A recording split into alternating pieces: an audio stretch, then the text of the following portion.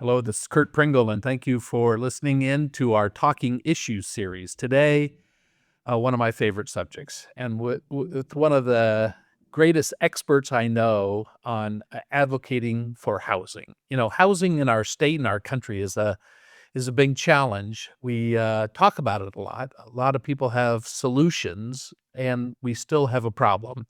Not only a problem in California, but specifically here in Southern California with land prices expensive, rents and mortgages expensive, and homeless people on the streets.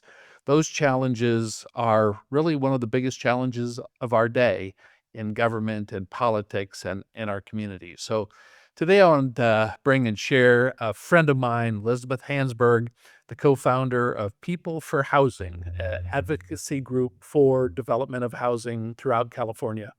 So welcome, Thank you. Elizabeth. Thank you. Actually, our focus is really more Orange County. Yeah, okay. You can talk however you wish, but you have been in the past partnering with other Yes, housing groups. definitely. Yes, So we're the I like right out of the gate you wish to challenge me. So let that be the whole premise of today, okay. Fair where enough.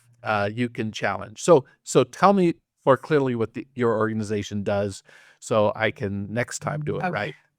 Sure. So I co-founded People for Housing to be the YIMBY group for Orange County. So it stands for Yes in My Backyard.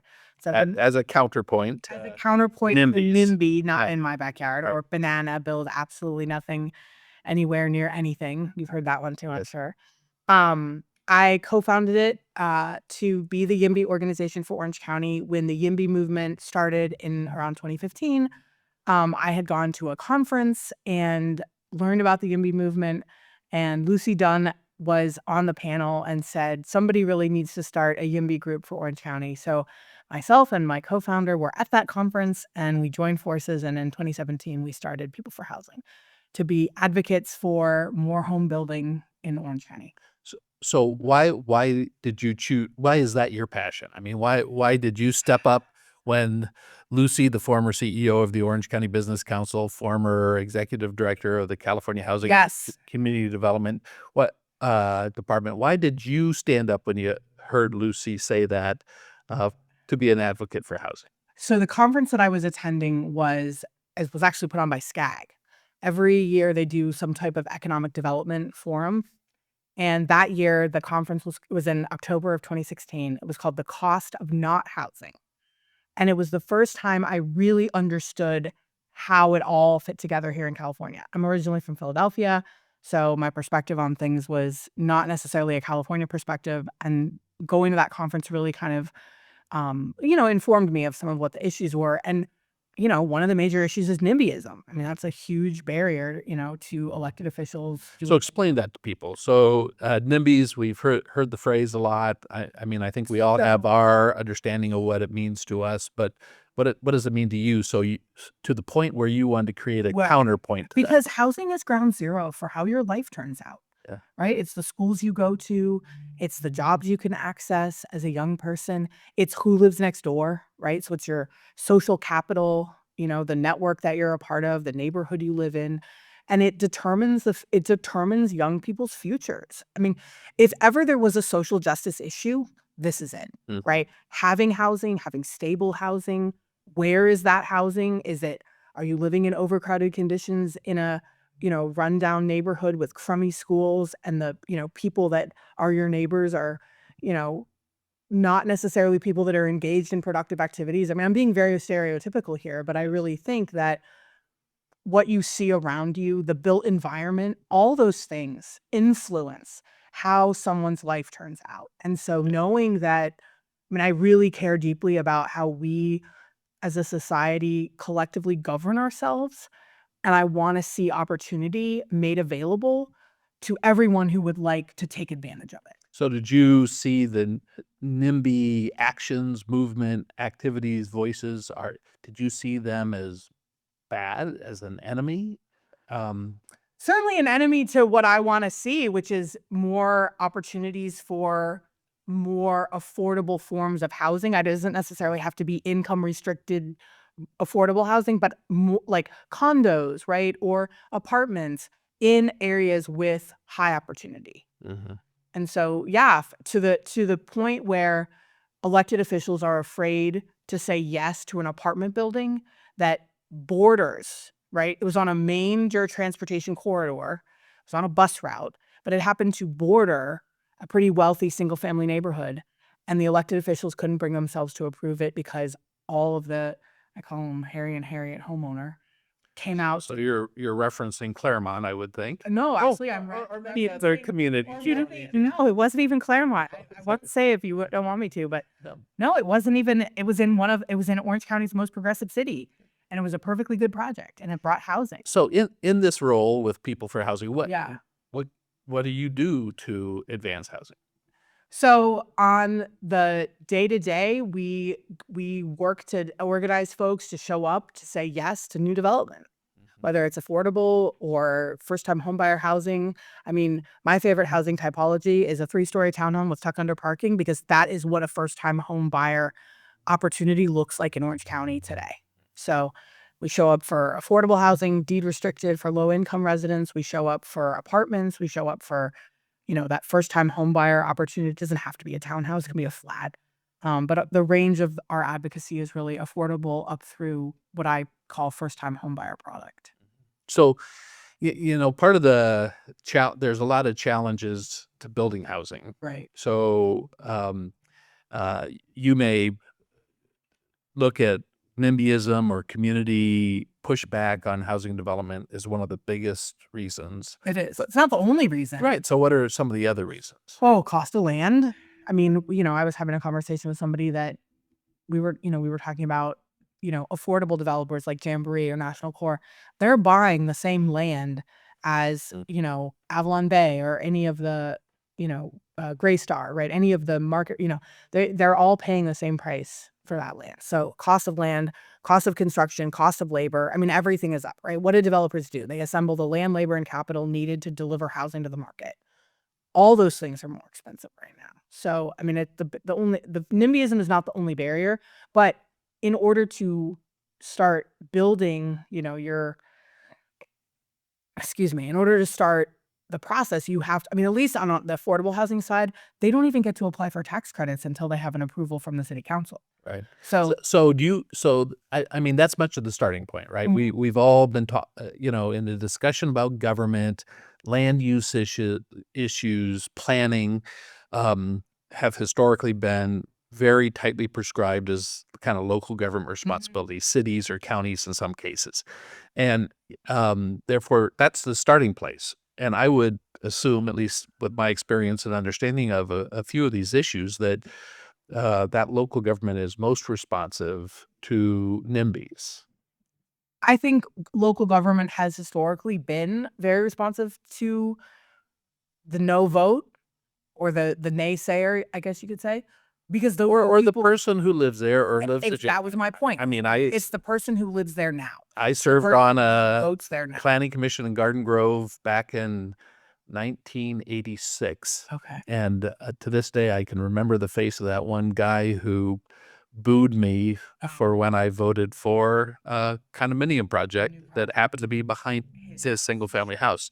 So, I mean, I think everybody I served on the understood planning that. commission in Fullerton, Okay. and yes, there were always people who were unhappy about something. So is this primarily a philosophical perspective, in your opinion? I mean, certain people of certain philosophy. I wouldn't call it philosophy. I would call it perspective, right? This isn't like oh, I'm a conservative or oh, I'm a liberal. This is whether or not you're looking down the road 20 years and thinking to yourself, where is if you have a small child now, where is my small child going to live in 20 years, right? If your perspective is very much wrapped up in the now, and you like your neighborhood the way it is and you like your city the way it is, then yeah, you don't want to see change. But if you're a future-minded person and you're looking down the road 20 years, Yeah. and you're thinking to yourself, I want to stay in Southern California. I want to be able to retire here, and I want my children to be able to live here and raise their children here and not be living in my house. Right. Then you're more likely to say yes. So very seldom do I push back on you because, I like you and I know you're smart on these subjects, but I would probably push back on that. Okay. That NIMBYs also, because a lot of NIMBYs I know, a lot of people who like the status quo, like their neighborhood, want to Sure. preserve single-family Yes. homes, want to preserve the sanctity of many of these single-family neighborhoods. The reason they moved to Southern California, or the reason they moved to Orange County, was that type of housing Right. that brought about that kind of schools and that type of neighborhood bond. That is their largest single investment. Absolutely. That's where they view their future Right. as in that investment. And if they choose not to live there, to be able to sell it and make a lot of money because of the appreciation opportunities in Orange County. So isn't that more looking to the future than just somebody who says, I have a kid and I want to make sure they live, in the same Nearby? county? By the way, I totally accept the fact that that should be a greater driver for some people, to understand that there's a market system here that we live with, like it or not, Right, regardless of your absolutely. political philosophy. Sure. Therefore, supply and demand plays a big part. The Absolutely. cost for housing Yep. and the cost of housing in Orange County is too high. The cost of housing in Orange County is definitely not attainable for young professionals, certainly not low-income folks. Yeah. So why don't we talk about income and affordability? Because I really do think that that's one of the bigger maybe misconceptions or misunderstandings or misplaced negatives, that people think an apartment is an affordable housing unit, or smaller housing is an affordable housing unit. And therefore this word affordable housing, since all people within the spectrum talk about affordable housing, and really the state definition of affordability is, I think, very eye-opening to people when they start When they know understanding the what area that median is. income. Right. So explain that element of how the state comes up with that and what that application is in Orange County. So HUD does whatever calculations they do to arrive at a median income. And this year, then they update it every year. And it's Usually based upon areas. it's So it's based on areas, and in Orange County, the whole county is taken together okay. for whatever reason. Whether that's good or not, because definitely North County and South County have different, price points, and even within North County or South County, Right. there's differences. Right. But for whatever reason, Orange County is taken together as a county. It's updated every year. This year, it's 129,000, I think 900 is a median income for a family of 4. And then everything for affordable housing gets calculated off of that. So truly low income housing, which is 80% and below, right, or anything up to 80% of area median income, those are the types of developments for which you can see tax credits, right? You can see real government subsidy. Or subsidies, but also government numbers push low income, moderate level income, and market rate income for those housing buckets when they When come up RENA comes up. Yeah, but that's actually a separate process than the AMI process. Right. Yeah. But the AMI process, I think, so the area median Median income. So if it's 129, if the area median income for all of Orange County is 129,900 for a family. for a family of 4 living here, Right. then that number is the basis to say low income is 30%, 60%, 80%, 50%. right. So when you have a tax credit apartment building, they will work out in the pro forma, okay, so many of these units are going to be reserved for what's called very low income or acutely low income or just regular low income. So in that affordability bucket, it's a discussion of low income, and low income is 50. Well, it's 60%. 80% and under is considered low income. Okay. So to put that in perspective, I had those numbers down. Yeah. For one person defined as low income, based upon those numbers, is one individual in the household, right, making $88,400 a year. Wild. And then if there were 4 people living in that household, it's $126,500 a year. But also in that affordability range, so affordable housing could also be defined as a moderate level affordability. But there's no subsidies for that. So you have to recognize. But even if there's not subsidies, Right. some of the state planning that is pushed Yes. down to cities, Yep. they have to identify moderate level affordability, which Right. could come up to as much as $154,800 Yeah, okay, because isn't that for a family of four. right? Because that's 120% of area median income. Right. So anything 80 to 120 AMI Right. is considered the moderate income. I know that's technical. Kind of those people who are not, in the housing field may not understand that, but they understand.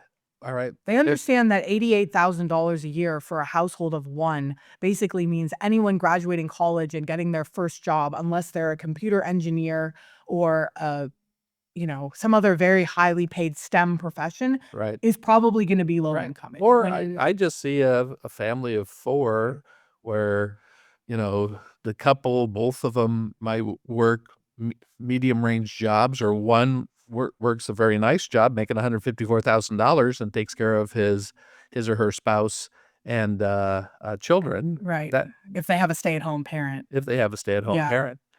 I get it. I'm Yeah. with you. No. I want to make sure everybody else gets it. Oh, okay. So I'm glad at least I'm able to get the professional to understand my point. Okay.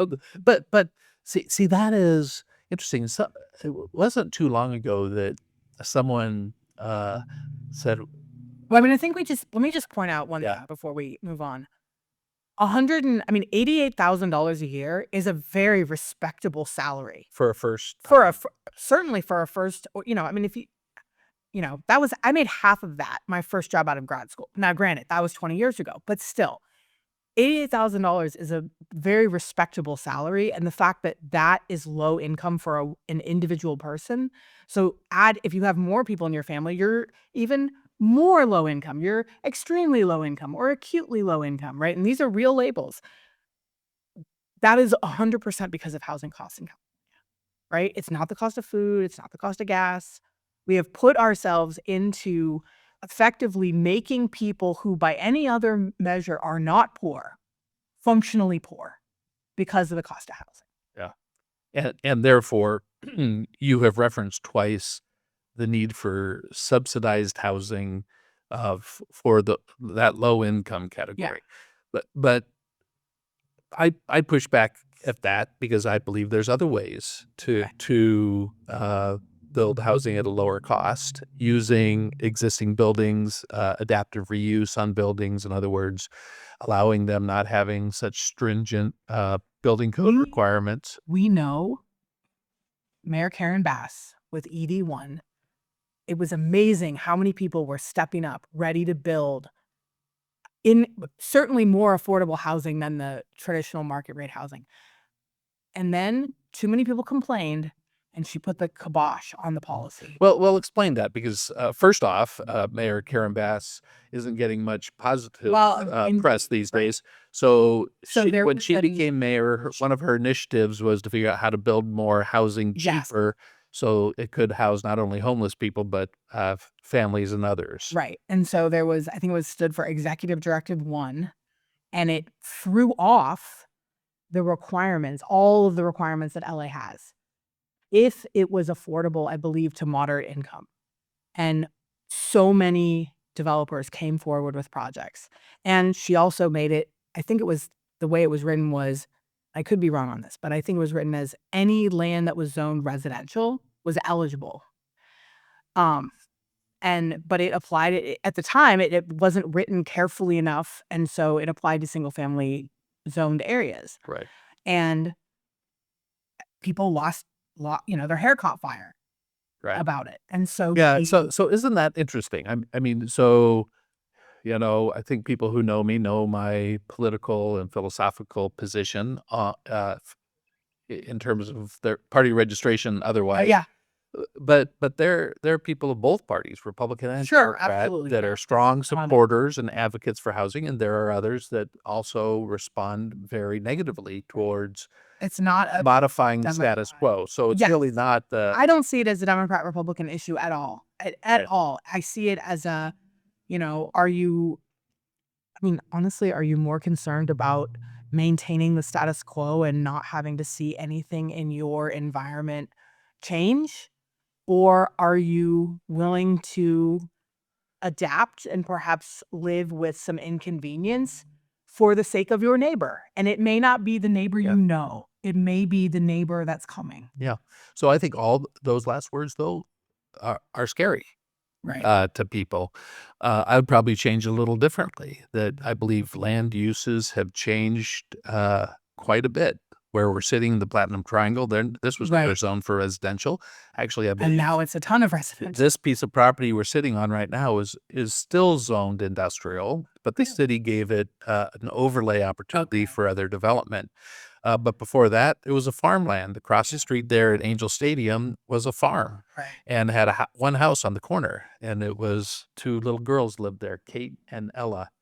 Thus, you have a street. Oh my gosh, are you serious? Is that where the name That's where comes the name from? comes from. But I didn't I guess my point is, through time multiple Yeah. generations, use of land evolves. It changes. changes. Yeah. Right. So, not necessarily, when I was mayor, part of my whole focus was how do you preserve and protect single family neighborhoods? Okay. And I think therefore, the way I looked at it is you find opportunities where you could have higher density and address housing, not by tearing down single family homes yeah. or building second units or that kind of thing. Gentle density. Well, however that Yeah. euphemism could be. But I think that is truly a great fear, and I think much of a legitimate fear of someone who lives in a single family neighborhood, that their neighborhood is It's gonna gonna be be the one dramatically that's changed, yeah. as opposed to our cities and developers looking for ways to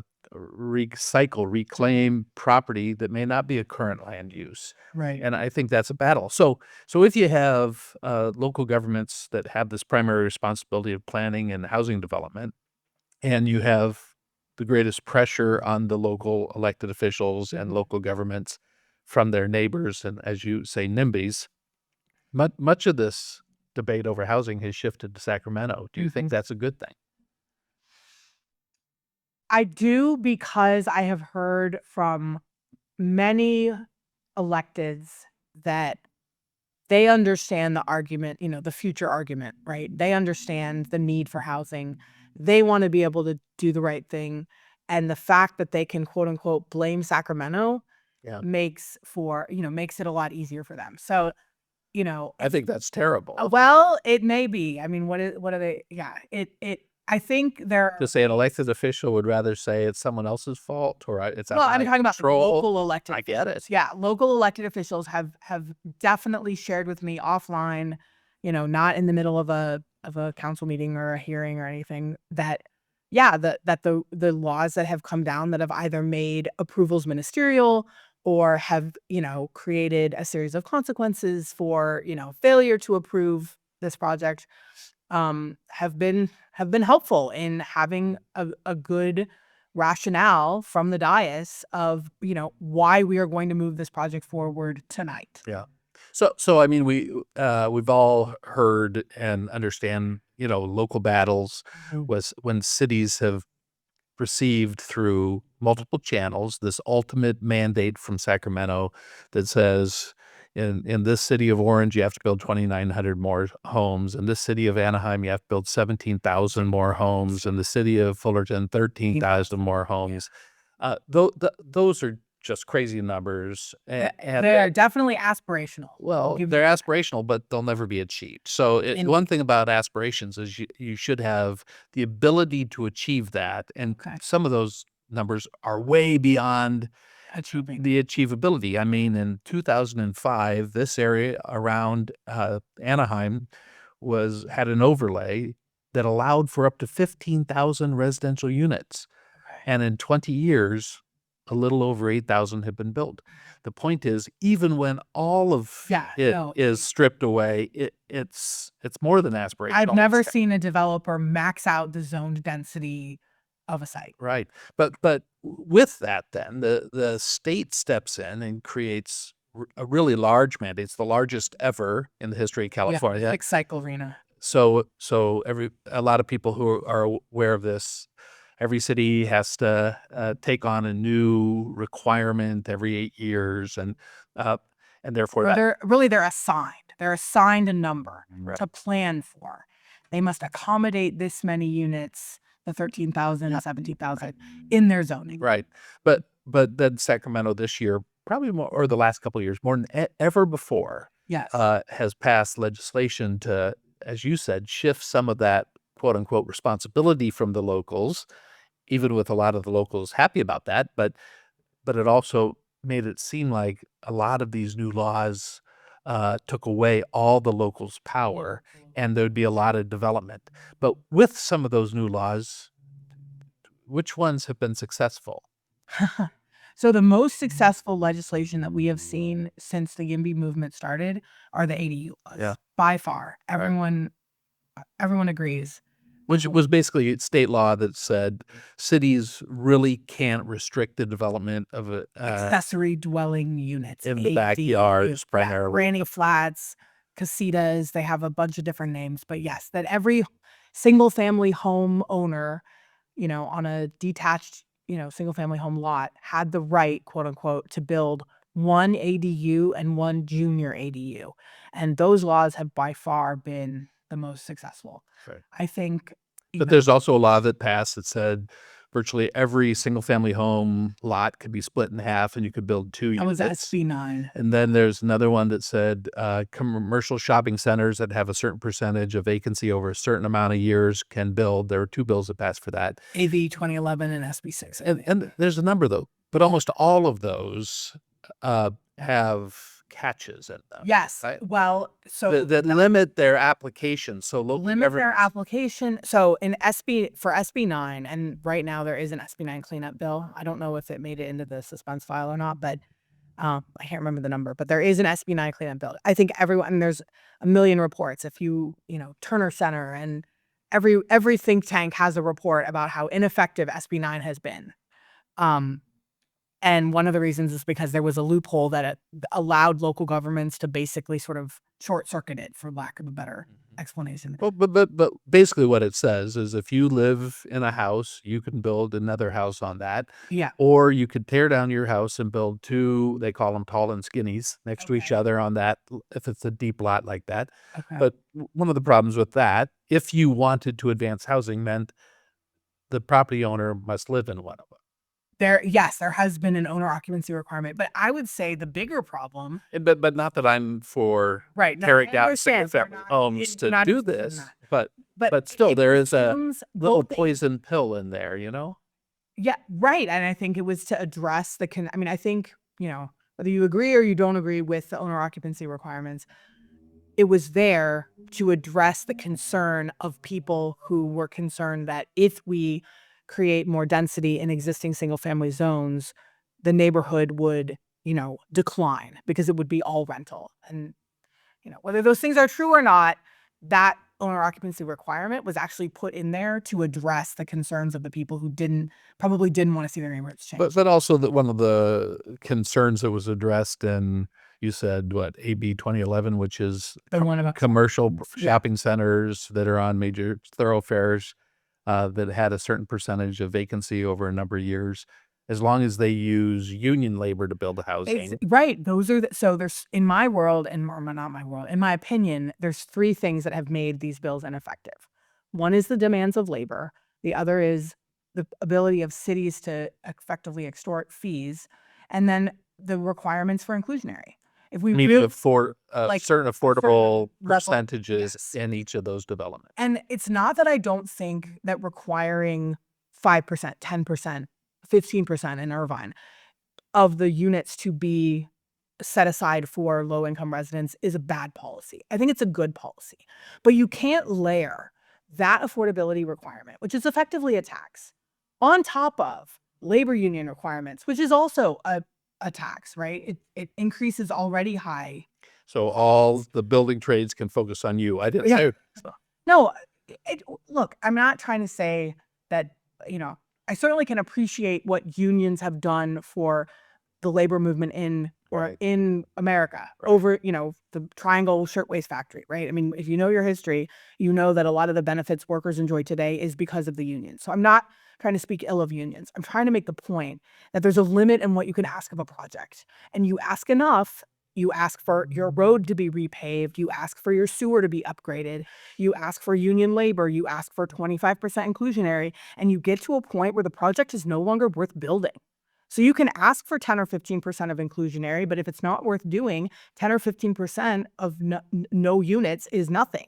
Right. We've produced no But housing. put that on top of what you previously said were the impediments to development: cost of land, Well, cost of right. construction, That ebbs and time of right. entitlement. Yeah. But all of those, then with They're their own costs. any new Yes, costs. totally. Yeah, no, it really is interesting to see that challenge, because I think another crazy cost that a lot of people who have not bought a house recently need to be made aware of, and that's the climate change component of What housing. is that? Title 14, Title 24?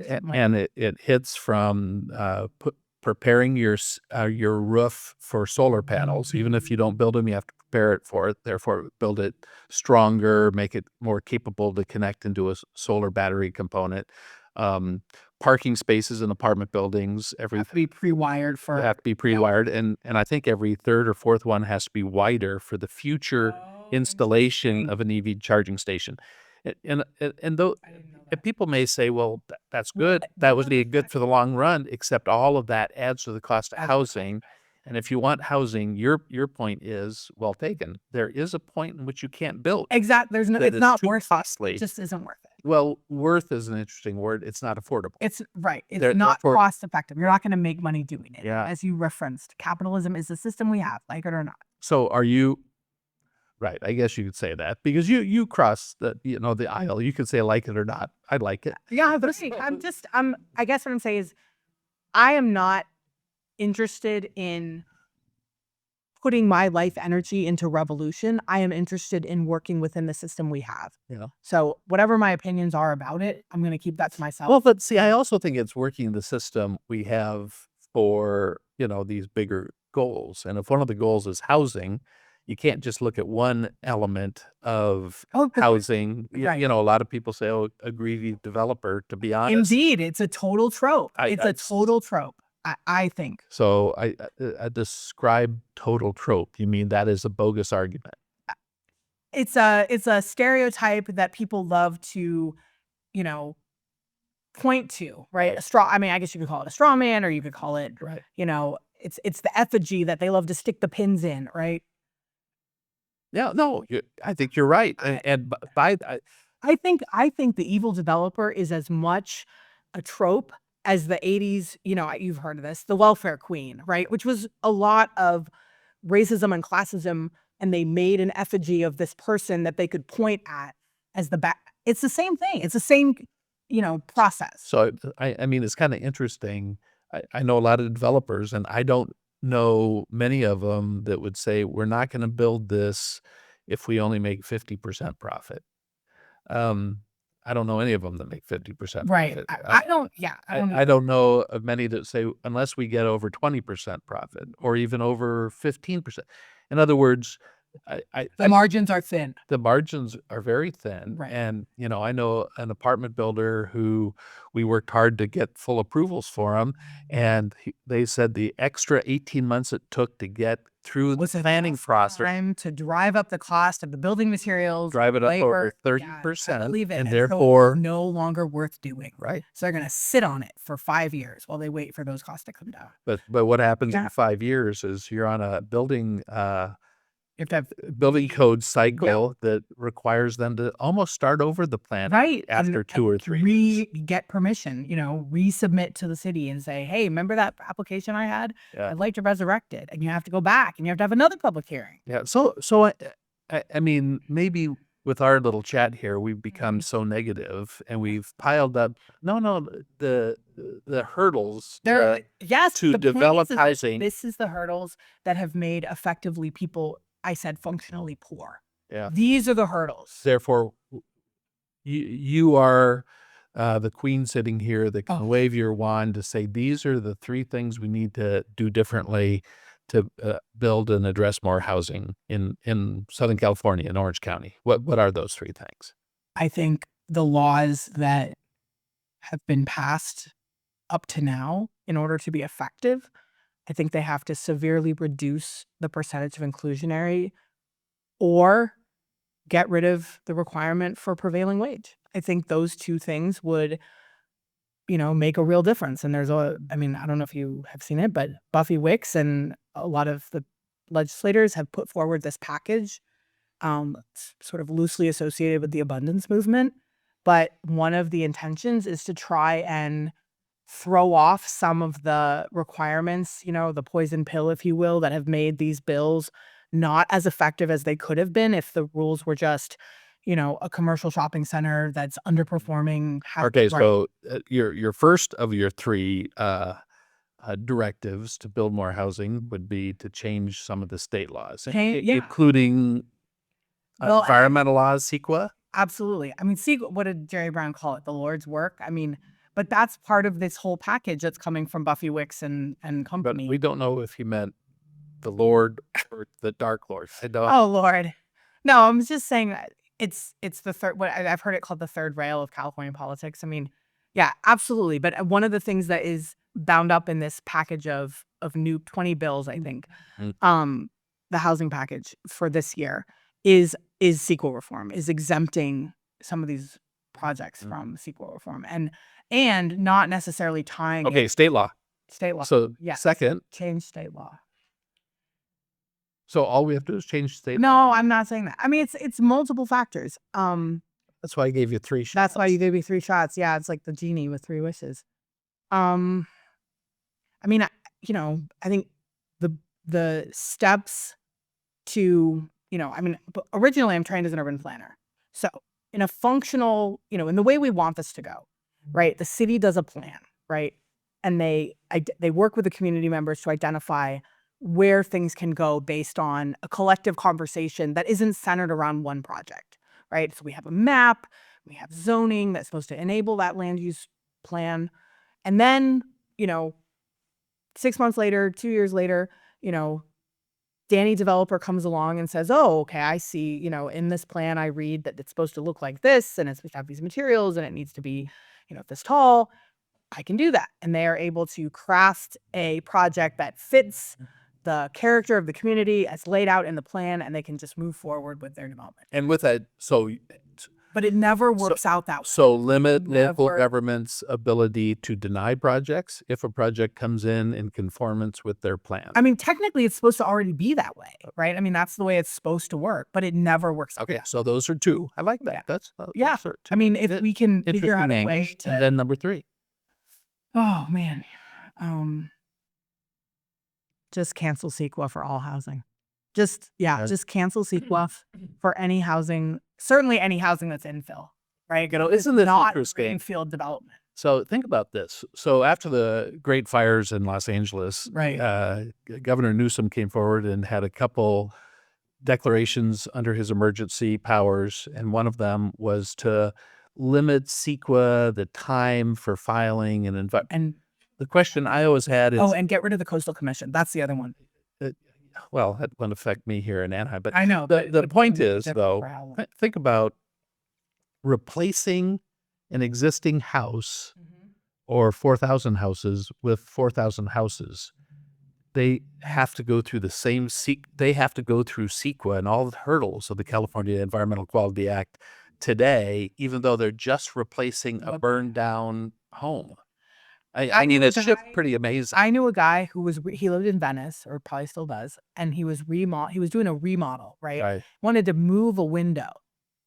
The window existed. He just wanted to shift it to center it better in the design of the home. And he chose to live with his offset window because if he had moved it, he would have had to go to Coastal Commission. And he knew what a long process. Well, we don't need to get wrapped up into the Coastal Commission stuff, even though I think I need to watch that Bill Maher conversation with Gavin Newsom when much of the conversation evolved around Bill Maher wanting the comedian, the TV guy, wanted to put a solar panel on his roof. Very eco-friendly, very... And they found a reason not to let him. Oh, no, he couldn't get a permit. So he was complaining to Gavin Newsom about the time it took to get a permit to put a solar panel on his roof. But so a lot of people, maybe we could wrap up with this thought. A lot of people think the crazy issues and challenges of homelessness in Southern California are because there's not enough houses. Would you say that? Do you believe that is a major cause to Wait, homelessness? oh, absolutely. Homelessness is a housing problem. Absolutely. I yes, I definitely think that So you believe it's a greater problem, the challenge of homes than uh, abuse issues, mental health issues, things like that? so So if we had more homes, you believe the homeless problem would go. people would yes, I think we over attribute homelessness to, drug abuse or mental health. I'm not saying there aren't people who have those issues, substance abuse issues, that find themselves homeless. I'm saying it's not the root cause of homelessness. The root cause of homelessness is the unaffordability of it, the inability to weather, a job loss or an illness or, some other event that happens in the life of an individual or a household that sets them back financially to where they literally can't make rent.